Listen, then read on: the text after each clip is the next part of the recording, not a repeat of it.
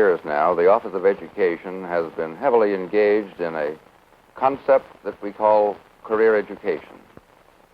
And now that the Office of Education has a sister organization, the National Institute of Education, it too is devoting very substantial manpower, energies, and money to the pursuit of this idea.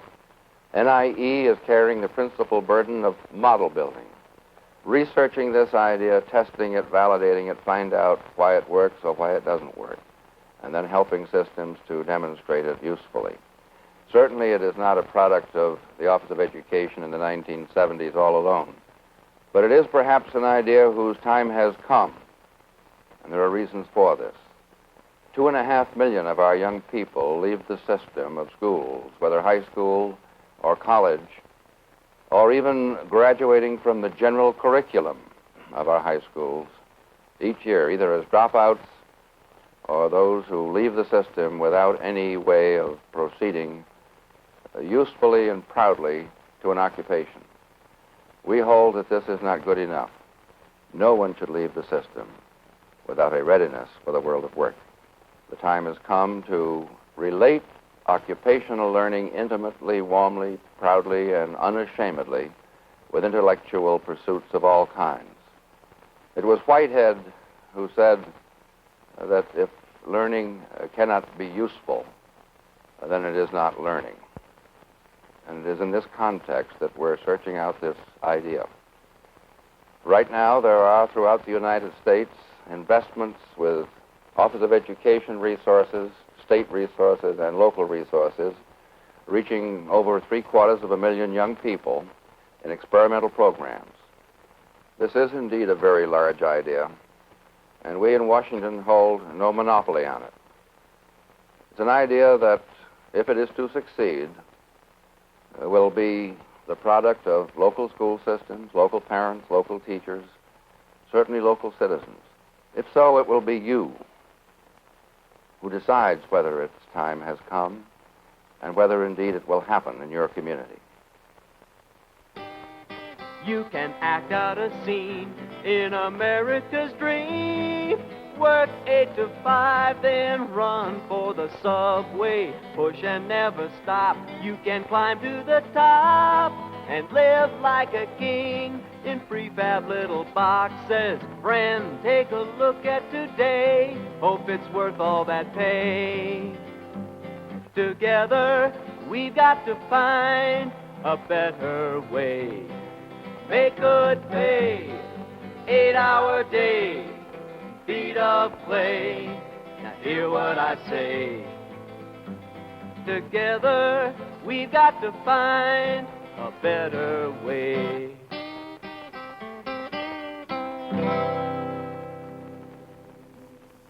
The times are a-changing.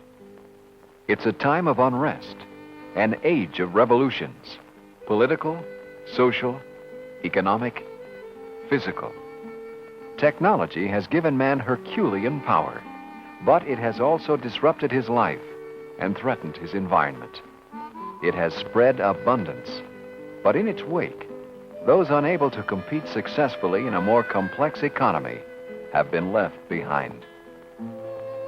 This same technology, which has broadened man's horizons to encompass the stars, has all too often been directed also at his own destruction. Much of history reflects the stark facts of near starvation and frequent strife. Just staying alive has been reason enough for being alive. In 100 years, we have come from an agrarian society with most of our labor force involved in agriculture, through an industrial stage with emphasis on the production and distribution of goods, beyond even a service-oriented economy, to a post-industrial society, which more and more stresses the production, processing, and dissemination of information. In the same way that the wealth and progress of the agrarian society depended upon the abundance of natural resources, and the industrial upon capital resources, just so does the post-industrial society depend upon human resources. For the first time in history, really, an island in time and space, a generation occupying but a small portion of the Earth's surface, has reached sufficient abundance to stand erect from the grubby task of just staying alive. But then we ask, what is the meaning of life? And often find no satisfying answer. Boredom, frustration, and unrest is too frequently the response. Some, though not all of this dilemma, emerges from the frustrations of a world of work wherein we strive to make our livings. In education, the recognition of our dependence on human resources has resulted in the expansion of our expenditures from $6 billion to $66 billion in one 25-year period. That investment has contributed to breathtaking intellectual and scientific achievements in the wealthiest society the world has ever known. But unfamiliarity with the demands and pace of the new age of human resources has allowed the emergence of a dichotomy, a gulf between the worlds of the home, the school, and the world of work, between academic and vocational education, between preparation for work and preparation for life. Because our schools have not been able to solve all of society's problems, we often, in our frustration, overlook their impressive achievements. But perhaps we have overlooked a simple but basic fact. If answers to our problems can be found through our careers, perhaps what we need is career education. In this particular in Mesa, the children themselves build the unit. We concentrate on the many aspects of living as they apply to a community or town. They talk about the service needs of a town, and we create the stores, the bank, the grocery market, the service station, the doctor's office, and the repair shop in our pretend city. In this way, they gain an understanding of the interrelationships that do exist in community living. The children then assume the roles of individuals who work and earn a living within these career areas. They become the banker, the repairman, or the doctor. And within the context of our mock economy, they draw a number of happenings or day-to-day processes from our happening box. These range from purchasing groceries to paying for dental and health services to receiving payment for their services in each of their respective occupations. Here, the children become aware of the relative values of work and of money and of exchange by following through on the actions of personal and business procedures. They each have checking accounts and deposit their earnings and then write checks for the services they require. Essentially, then, our objective through role-playing is to give the children a greater understanding of how careers interact within the community.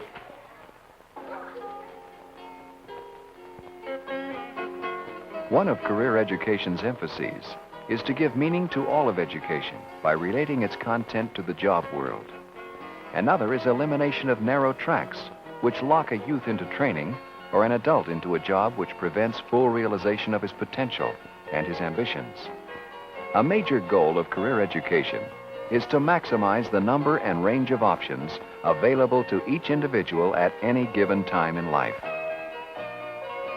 Career education views man as more than a working machine. We are what we believe, what we think, what we treasure. But above all, we are what we achieve in service to ourselves and our fellow man. The average man spends more time in pursuit of his working career than any other single activity. More and more young women are investing increasing years in the job market, and through career education comes the promise of greater opportunities and equality for all women in their choice of an occupational career. Yet, achievement is not limited to the labor market. Career education is preparation for meaningful, productive activity, paid or volunteer, as employee or employer, in private business or as a public servant. Career education neither denies intellectual achievement nor downgrades manual skills. Pay may vary according to supply and demand, by skill, by bargaining power, and by contribution to society. But respect and self-esteem should be no less whether craftsman or businessman, machine operator or computer technician, plumber or philosopher. Career education is neither academic education nor vocational education, and yet it involves both. And this is manual dexterity. So all of the jobs that are listed give a number for each one of these things. Now, let me explain what I mean by that. I'll select one on investments and insurance. The first thing that I see is a work trait group profile. Whether you like to work inside or outside. Maybe you want a career in forestry or something of that nature. Or an appraiser that allows you to get outside of the office. And a lot of people don't like that inside work, but they're qualified for it. So that's where aptitude comes in. You see, there are two things to look at with a job. One, can you do the job? And secondly, you should like to do the work. Do you know of adults who've changed jobs because they didn't like their job? Would you change jobs if you didn't like your job? Now, I'm not saying that you have to love to work. You ought to get some enjoyment out of it. Success in working life involves good mental and physical health, human relation skills, a commitment to honest work as the source of income, and willingness to accept the discipline of the workplace. It also requires all of the basic skills of communication and computation, a basic familiarity with the concepts of science and technology, and more. It involves a saleable skill in demand in the job market, fulfilling to the individual and important to society. A skill to sell at whatever point in time the individual chooses to leave the formal education process. Education must contribute to all of these. Career education emphasizes equally the importance of guiding wise vocational choice, but protecting the individual's right to choose his own occupation. It recognizes the variety of individual learning styles, that some learn better from hands-on experience and others from abstract concepts. Career education is not something which precedes participation in the society, but is an integration of learning and doing that merges the worlds of the home, the community, the school, the workplace into a challenging and productive whole. It is not something that begins at 6 years of age and ends at 18 or 22. It involves learning and producing from preschool to an active and enjoyable retirement. It is not a narrow, lockstep kindergarten through 12 or 14 or 16-year academic ladder, but a broad freeway with convenient exits and re-entries which occur throughout a lifetime as interests, opportunities, and social needs change. It involves no once-and-for-all decisions, no ceilings or locked doors. It offers a saleable skill at any port of entry into the job market, yet keeps the doors open to return for further upgrading, progression, or change of career directions. This multiple option system allows the individual to choose among alternative occupations and re-choose throughout a lifetime as another occupation becomes more appropriate. Above all, it recognizes that we are what we achieve and what we make of ourselves, and that a society is the totality of individuals, not faces lost in a crowd. Career education is the total effort of public education and the community, aimed at helping all individuals to become familiar with the values of a work-oriented society, to integrate these values into their personal value systems, and to implement these values in their lives. I think I get good pay and have to work 40 hours a week, and think I'd like this job. And here are some of the tools that I have the helmet to protect your head if you fall, and the telephone here to call all your men, and then you have a pole thing that you wrap around the pole so that you won't fall, and then the pole climbers. Well, in order to be a professional golf player, you have to be honest to count the number of shots it takes you to hit the ball to the hole. You have to be able to deal with the public, and you have to be friendly with your opponent. Several major components of career education should be emphasized. First, the interrelationships between the home, the family, the community, and the occupational society are recognized and utilized. A person's productivity and his attitude toward his job is influenced by foundations laid in the home. Family experience is a major influence on occupational aspirations. The home itself is a kind of work setting. In addition, it is a consumer of the products of the working economy and the services of the community. Secondly, the basic concept of the more formal phases of career education is that every teacher in every course at every level can contribute to occupational preparation by emphasizing the career implications of traditional subject matters. Now,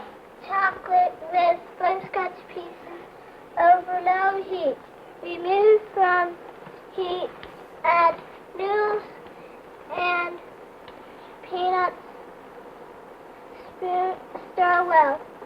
Spinning mixture onto wax, paper, knife, cookie sheet, and refrigerate overnight. Helping individual children acquire a set of meaningful work values should become a major goal of the elementary school teacher. Career implications are inherent in every learning experience from the kindergarten to graduate school and beyond. To emphasize such implications will provide motivation to learn on the part of all students. Math teachers can use vocational examples without watering down the concepts, and the principles of physics can be taught while integrating the occupational applications. What better way to drive home the importance of geometry than to show that not only the mechanical engineer and the draftsman, but the crane operator determining the safe lifting capacity of his machine depend upon its principles. Maybe some of you could start out with how your moms or dads use math in their job. And just tell me why you need math. He has to put down the mileage of where he starts and the mileage of when he ends. And then it records all the miles that he's driven that day. And he also has to record the amount of oil that he puts into his tank and the amount of oil that the tank that is filling will hold, you know.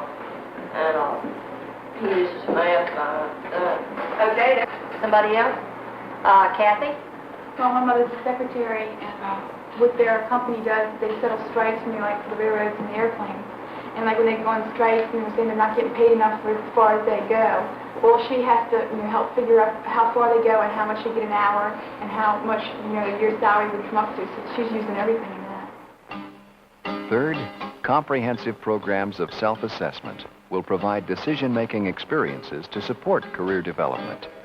Personal identification with workers in a variety of occupations, field trip observation, role-playing, and work simulation, and later actual work experience through cooperative relationships between the school and employers will give meaning and substance to the career choice.